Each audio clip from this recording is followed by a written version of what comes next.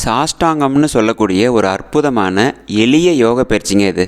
இந்த ஆசனத்தோட முக்கியமான அம்சம் என்னென்னா, உங்கள் உடம்போட வெறும் 8 இடங்கள் மட்டும்தான் நிலத்தை தொட்டுக்கிட்டு இருக்கணும்.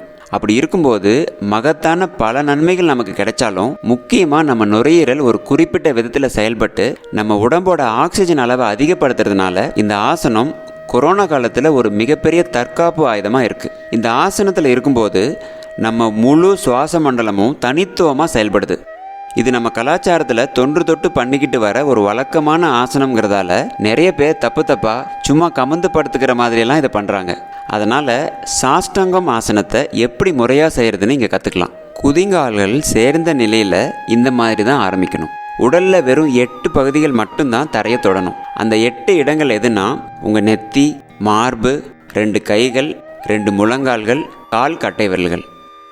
அந்த நிலையில் உடம்பை அப்படியே பிடிச்சி வச்சு கொஞ்சம் ஆழமாக சுவாசிக்கணும். இந்த நிலையில் இருந்தால் இயல்பாகவே உங்கள் சுவாசம் கொஞ்சம் அதிகமாக தான் நடக்கும்.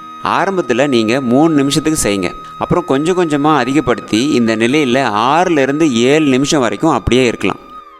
அதுக்கப்புறம் உங்கள் முழு உடம்பும் காலில் இருந்து ஆரம்பித்து தரையில் படுற மாதிரி வச்சு உங்கள் உடம்பை ரிலாக்ஸ் பண்ணிக்கோங்க. அதுக்கப்புறம் மகராசனம் செய்ய ஆரம்பிக்கணும்.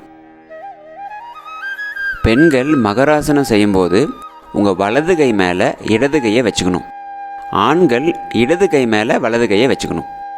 இப்படி உங்கள் நெத்தியை கை மேலே வச்சு கால்களை இப்படி அகட்டி இந்த நிலையில் 3லேருந்து 4 நிமிஷத்துக்கு உங்கள் உடம்பை ரிலாக்ஸ் பண்ணிக்கலாம். அதுக்கப்புறம் தலையை வலது பக்கமாக திருப்பி உங்கள் வலது காலை நகர்த்தி வலது தொடை உங்கள் உடம்புக்கு செங்கோணமாக 90 டிகிரியில் இருக்கணும். அதே மாதிரி உங்கள் முழங்காலுக்கு கீழே கெண்டைக்கால் பகுதி தொடைக்கு 90 டிகிரியில் செங்கோணமாக இருக்கணும். கண்ணை மூடி இயல்பாக சுவாசிக்கணும். இந்த நிலையில் 3லேருந்து 4 நிமிஷத்துக்கு உங்கள் உடம்பை ரிலாக்ஸ் பண்ணிக்கலாம். இதே மாதிரி உங்கள் இடது பக்கத்துக்கும் தலையை இடது பக்கமாக திருப்பி இடது காலை அதே மாதிரி வச்சு 3லேருந்து 4 நிமிஷத்துக்கு உங்கள் உடம்பை ரிலாக்ஸ் பண்ணிக்கலாம். முடிச்சுட்டு இயல்பு நிலைக்கு இப்படி வந்துடலாங்க. இந்த மாதிரி ஒரே நேரத்தில் 3 சுற்றுகள் வரைக்கும் செய்யலாம். ஒரு நாளில் 4லேருந்து 5 தடவை இதை செய்யலாங்க. நம்ம எல்லாருமே இப்போ மாஸ்க் போட்டுக்கிறோம் இல்லையா?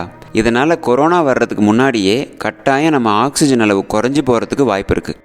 அதனால் இந்த பயிற்சியை ரெகுலராக 4லேருந்து 5 தடவை செய்கிறது மூலமாக கண்டிப்பாக உங்கள் ரத்தத்தில் ஆக்சிஜன் அளவு அதிகரிக்குங்க. இந்த சாஷ்டாங்கம் பண்ணதுக்கு அப்புறம் சிம்மக்கிரியான்னு சொல்லக்கூடிய 3 நிமிட எளிய மூச்சு பயிற்சியும் சேர்த்து பண்ணிங்கன்னா உங்கள் நோய் எதிர்ப்பு சக்தியும் பல மடங்கு அதிகமாகும். இது நம்ம உடலில் ரொம்ப நல்லா வேலை செய்யுதுன்னு நிரூபிக்க நிறைய மருத்துவ ஆதாரங்கள் இருக்குது. கொரோனா வந்தவங்களுக்கு ஆக்சிஜன் அளவு குறையும் போது ப்ரோன் பொசிஷன்னு சொல்லக்கூடிய கமந்து படுக்கிற நிலையை தான் மருத்துவர்கள் ஸ்ட்ராங்காக பரிந்துரைக்கிறாங்க. அதனால் இதை பற்றி தேவையில்லாத விவாதம் பண்ணுறதை விட்டுட்டு தயவு செஞ்சு இதை எல்லாரும் பயன்படுத்திக்கணும்னு கேட்டுக்கிறேன்.